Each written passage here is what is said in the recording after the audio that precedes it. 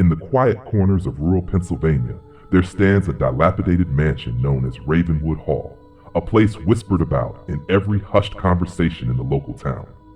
It all began in the late 1800s, when the estate was the proud possession of the wealthy Van Buren family. They were the epitome of success in those times, generous, admired, and envied in equal measure. But behind the shimmering facade of opulence, a sinister secret festered.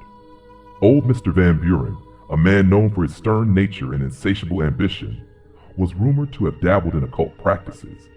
Neighbors whispered that on moonless nights he could be seen pacing the gardens, his eyes glinting with a madness fueled by forbidden rituals.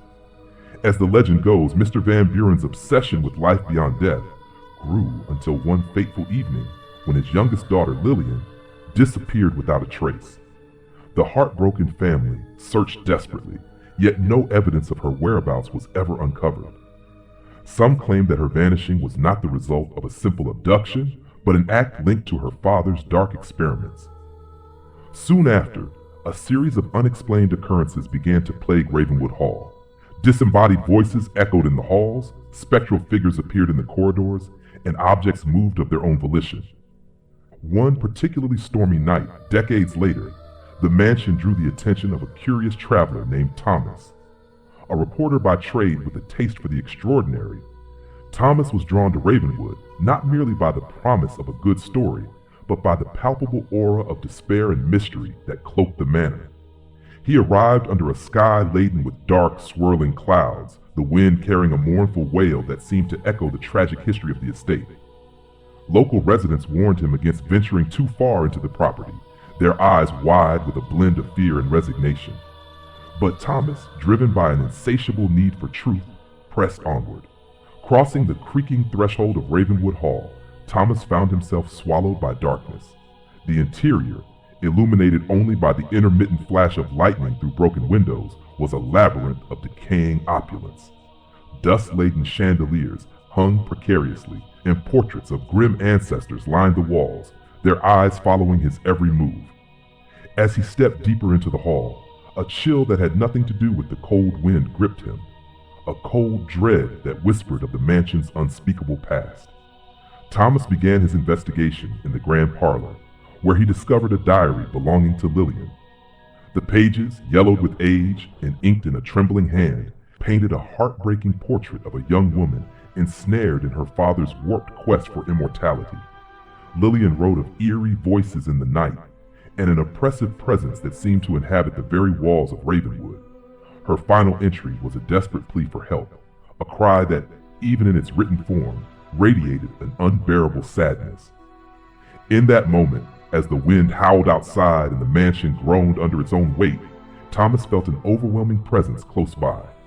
It was as if the sorrow and terror embedded within the house had taken physical form, drawing him into a vortex of the past. His heart pounded in his chest, each beat echoing the silent screams of those long forgotten. Outside, the storm intensified, as though nature itself mourned the tragedies of Ravenwood Hall. For hours, Thomas wandered the shadowy corridors, piecing together fragments of the mansion's history from scattered journals, faded letters, and the silent testimony of time-worn artifacts. Yet, no matter how many secrets he uncovered, a profound question lingered. Was the horror confined only to the pages of forgotten diaries, or did the specter of Mr. Van Buren's madness still roam these halls, searching for redemption or retribution? As the night wore on and the mansion revealed more of its spectral truths, Thomas could not shake the feeling that he was not alone. Each creak of the floorboards and distant whisper of wind carried the weight of untold stories, a legacy of love, loss, and a darkness that refused to die. And so, with his pulse racing and a mind teetering on the edge of disbelief, Thomas braced himself for what was to come, unaware that he was about to confront the living remnants of Ravenwood's haunted past. In the dead of that merciless night, Thomas pressed on through the labyrinthine corridors of Ravenwood Hall, his determination mingling with a dread he could neither name nor shake. As he moved deeper into the heart of the mansion, the air thickened with an almost tangible sorrow, as if every brick and beam wept for the lives it had witnessed. The silence was oppressive, punctuated only by the occasional creak of ancient wood and the distant almost inaudible echoes of lost voices. Guided by the half-burnt lantern he carried, Thomas ventured into the mansion's long-forgotten library, a vast room where time itself seemed suspended. Shelves crammed with leather-bound volumes, many too fragile to be touched, lined the walls. In the dim light, dust motes danced in slow, ghostly ballets. It was here that Thomas hoped to uncover more clues about the tragic fate of Lillian and the enigmatic legacy of the Van Buren family.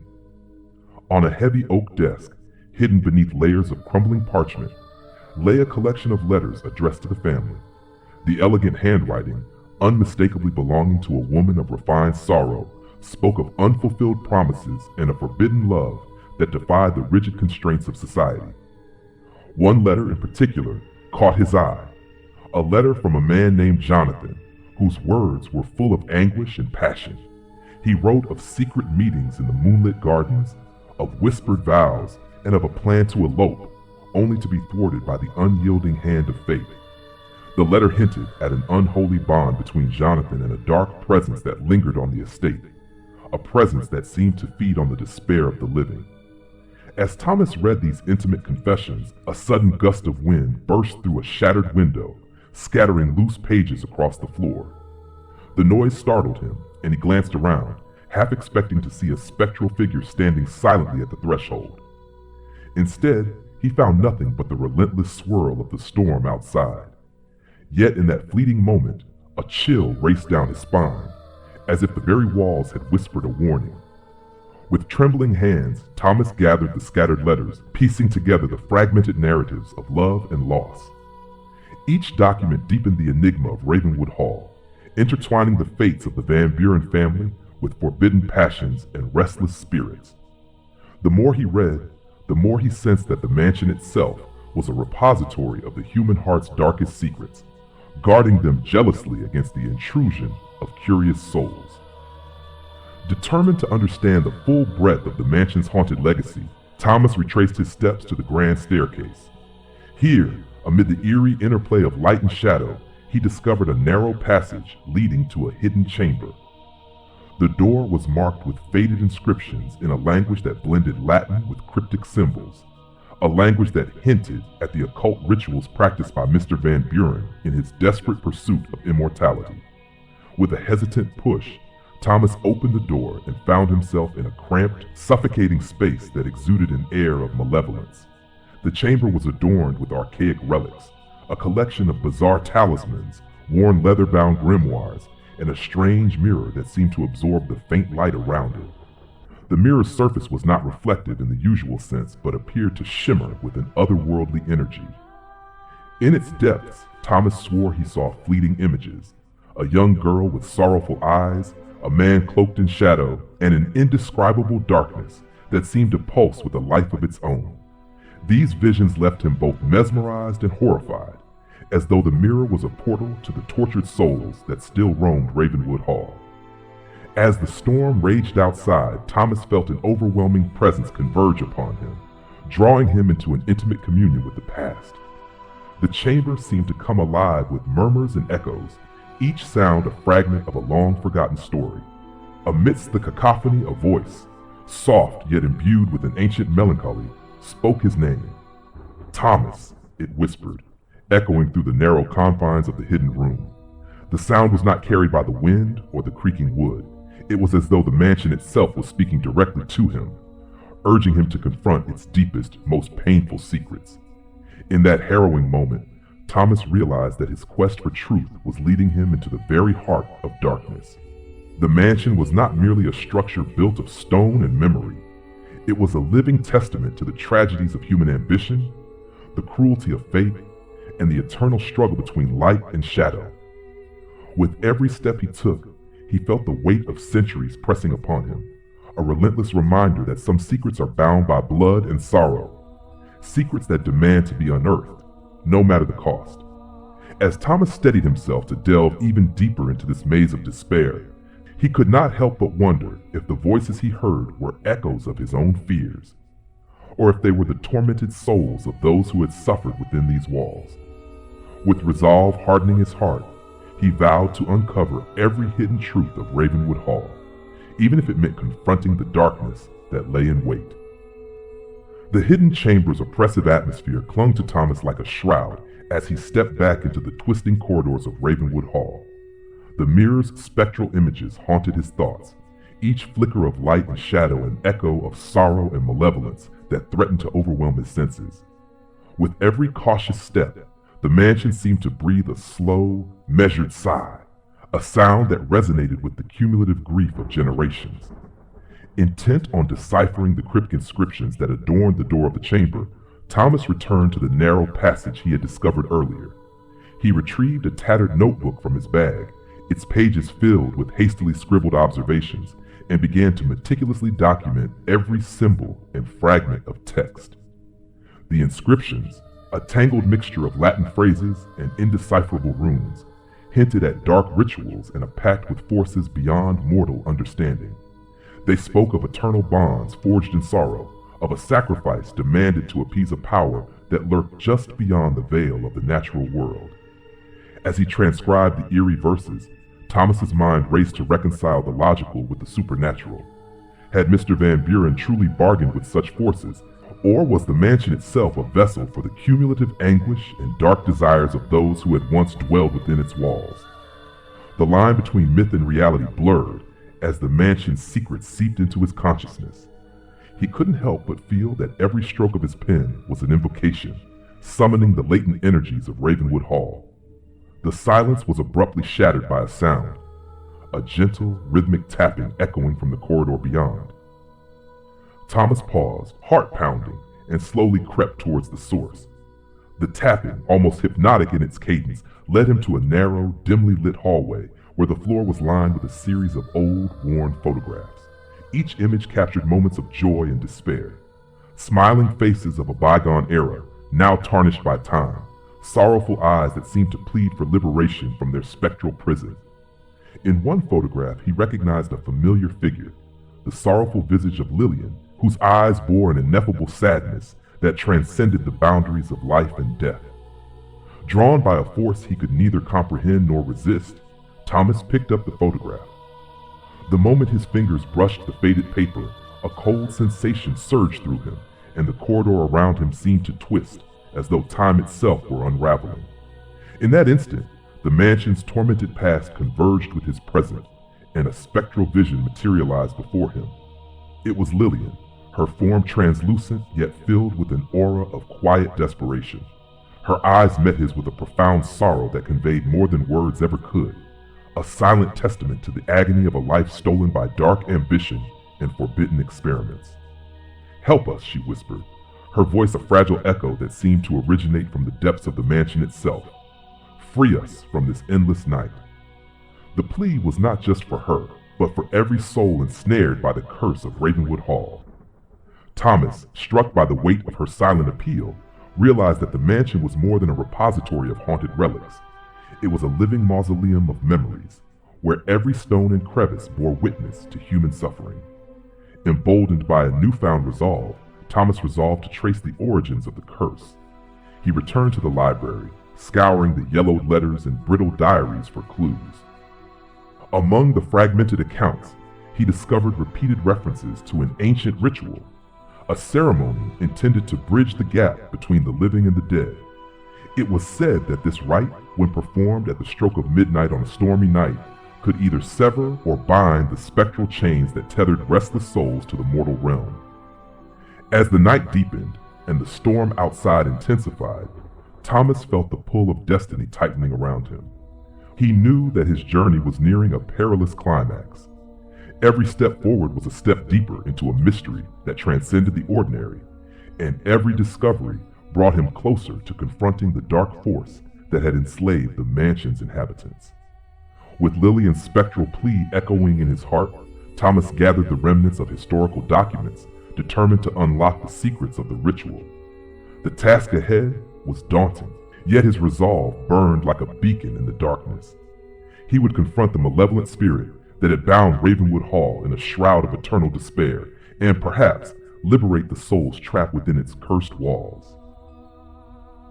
As midnight approached, the oppressive weight of Ravenwood Hall seemed to intensify, as if the very walls braced themselves for the culmination of secrets long buried.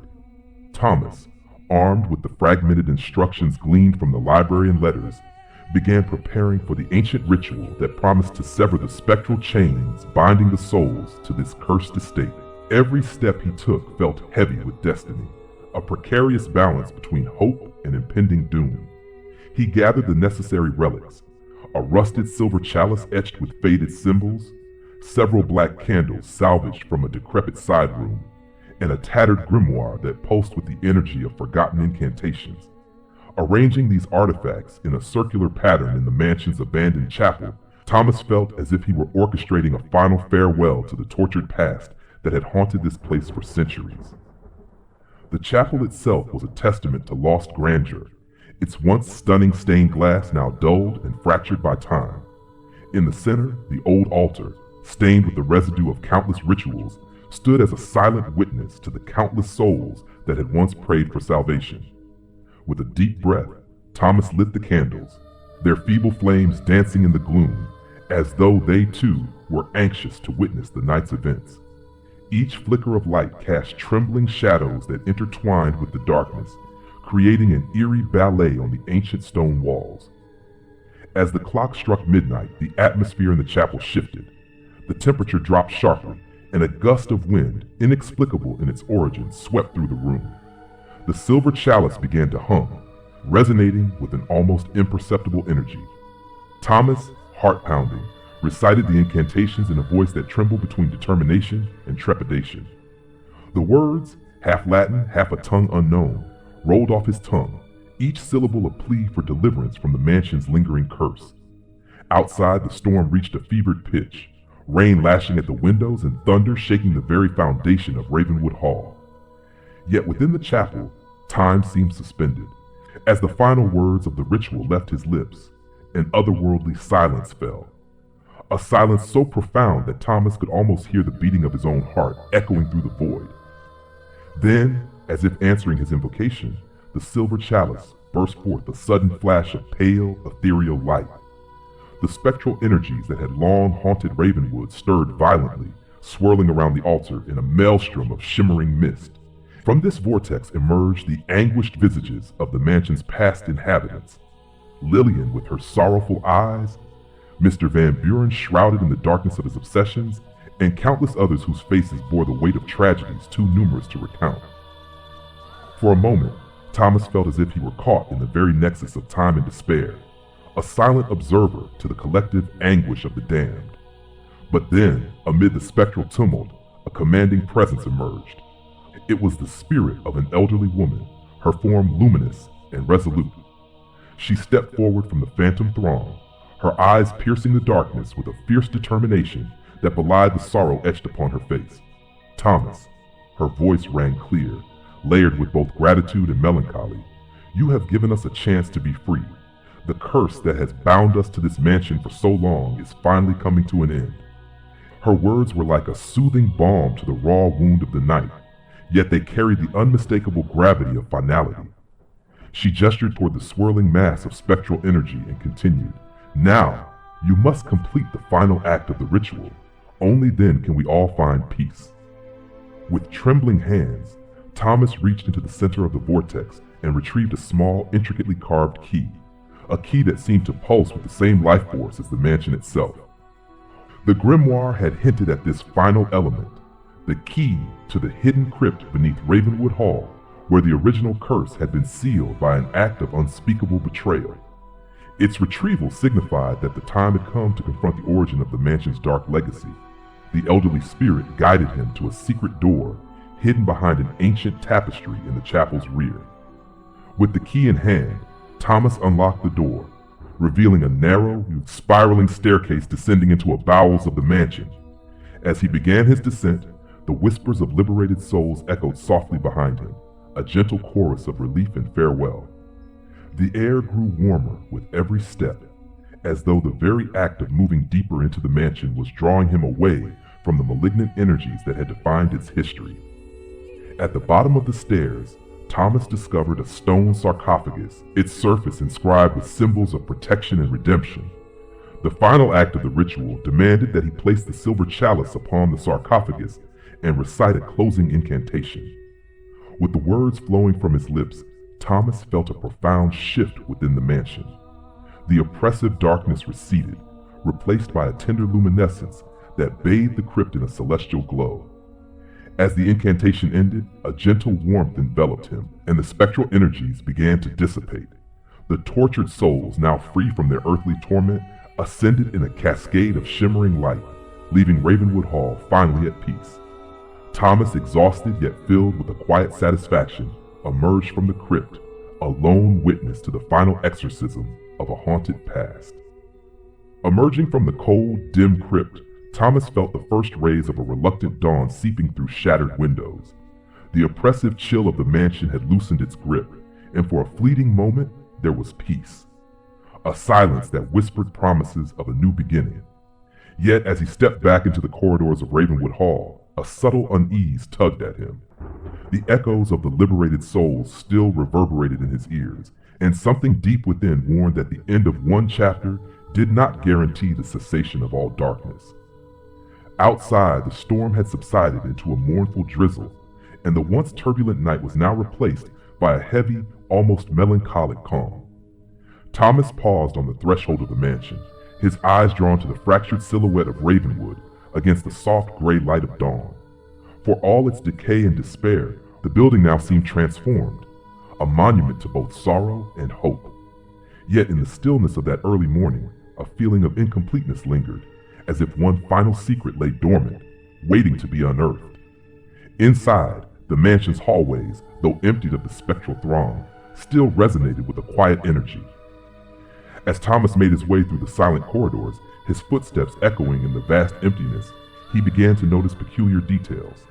A door slightly ajar that hadn't been touched during his earlier exploration, a painting with eyes that seemed to glisten with unshed tears, and a soft, almost imperceptible murmur that drifted from room to room. The atmosphere was laden with an enigmatic mix of relief and lingering despair, a reminder that while the ritual had freed many, it might not have touched every malignant thread woven into the fabric of Ravenwood. In the great hall, Thomas discovered a faded inscription carved into a granite pillar, one that he had overlooked during his desperate search for clues.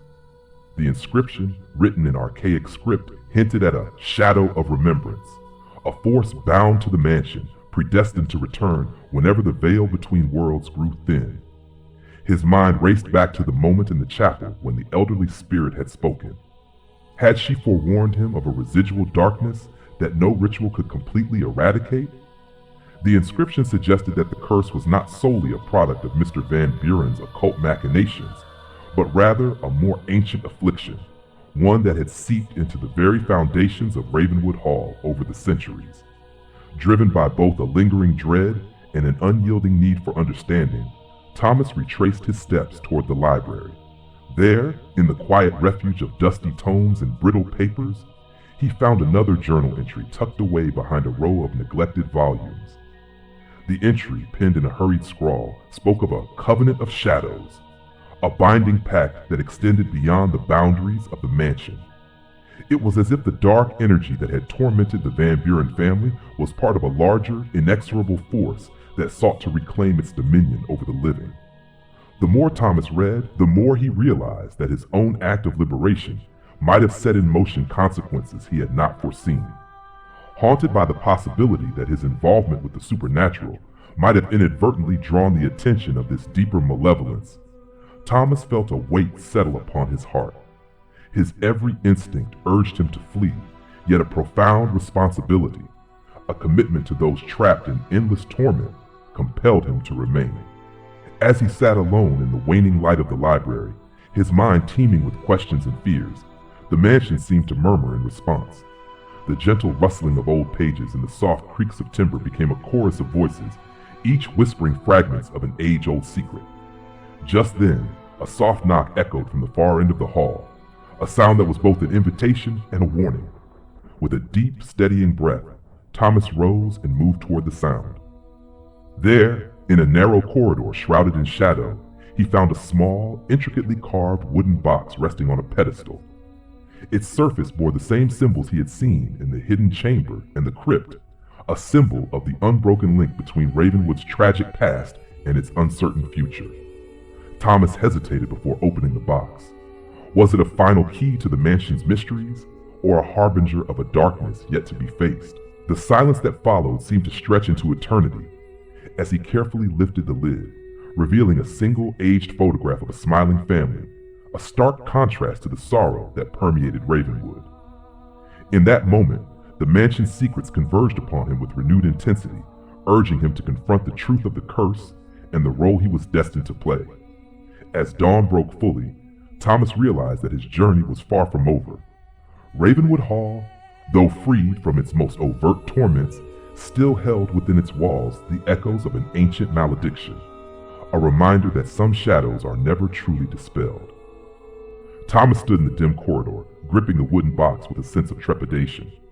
The aged photograph inside showed a family, smiling, untouched by sorrow, a vision so out of place within Ravenwood Hall that it sent a chill through him. How could a place so steeped in despair have ever known happiness?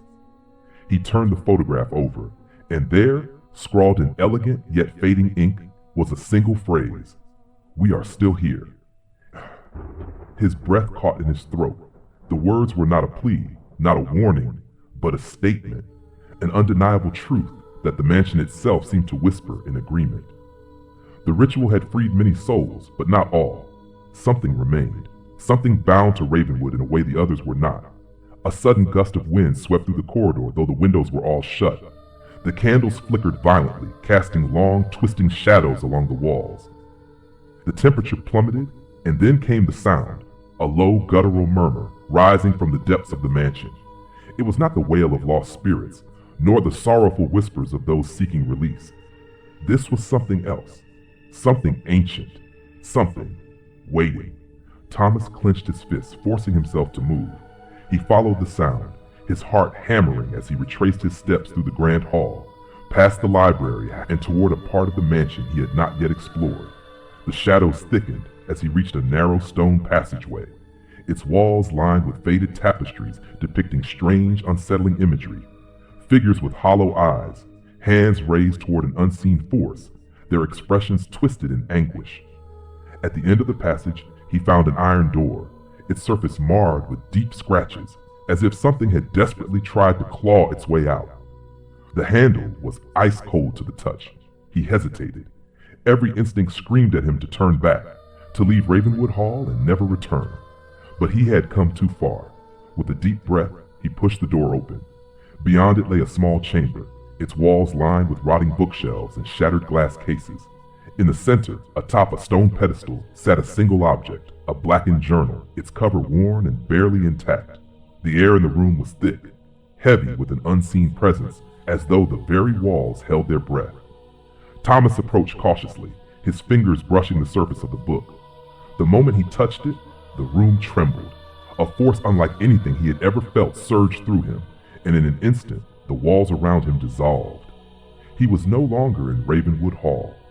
He stood in a vast, empty field beneath a sky choked with swirling storm clouds. Before him, a group of figures gathered in a circle, their faces obscured by heavy hoods. At the center of the circle lay a woman, her wrists bound, her face streaked with tears. A man stepped forward, tall, his presence radiating power. Thomas recognized him immediately from the portraits in the mansion. Mr. Van Buren. The man raised a dagger high above his head, chanting words in a language Thomas could barely comprehend. The others joined in, their voices a growing crescendo of darkness. The woman screamed, her terror piercing through the night. Thomas wanted to move to stop it, but he was frozen, trapped as a mere witness to the horror unfolding before him. The dagger plunged downward. A shockwave of black energy exploded from the center of the ritual, engulfing everything in its path. The chanting turned to screams. The storm howled. The ground itself seemed to split apart. And in that moment, Thomas understood. This was the birth of Ravenwood's curse. It had not been an accident. It had not been a mistake. It had been deliberate. Van Buren had not merely dabbled in dark forces. He had invited them. The ritual was not meant to contain spirits, but to bind them here, forever. The souls of Ravenwood were not just trapped by tragedy. They had been sacrificed to something far worse. And it was still here. Thomas gasped as he was yanked back into reality. He staggered, nearly collapsing onto the cold stone floor of the chamber. The journal remained in his trembling hands. He knew now why the ritual had not freed them all. The true source of the mansion's torment was not just its restless dead, but the entity that had been awakened that night. The darkness that Van Buren had summoned was still waiting for another sacrifice, and now it had found him.